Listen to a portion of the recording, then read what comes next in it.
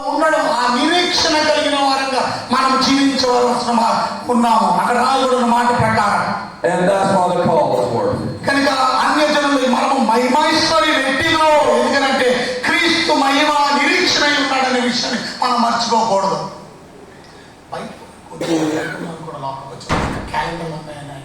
The title of my talk, now that I've done the introduction, కనుక ఇప్పుడు వరకు నేను ఇంట్రడక్షన్ లోకి వెళ్ళాను కనుక ప్రాముఖ్యమైనటువంటి వాక్యం నేను చెప్తూ ఉన్నాను. ఈ రోజు వర్తమానాన్ని వినండి.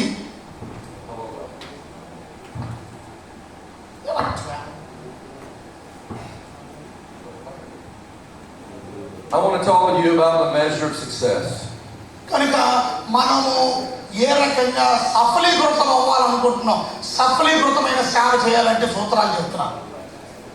What is success for this house that God's called you to make? దేవుడు పిలిచినటువంటి పిలుపుకి మనం ఏ విధంగా సఫలీకృతం అవుతాం చెప్పండి. Now, if we're not careful, we'll adopt the world's version of success.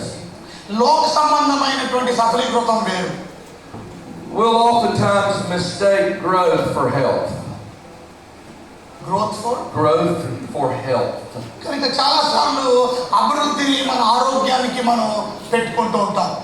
We'll oftentimes mistake a big church with big people. చాలా సార్లు పెద్ద సంఘం ఎక్కువ జనం. We'll oftentimes mistake busyness with being significant. చాలా సార్లు మనం చాలా బిజీగా ఉండడమే ప్రాముఖ్యం అనుకుంటాం.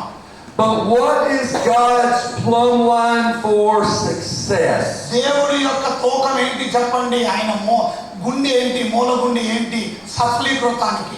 When we stand before Him to hear the words, "Well done, thou good and faithful servant," what is the well done based on?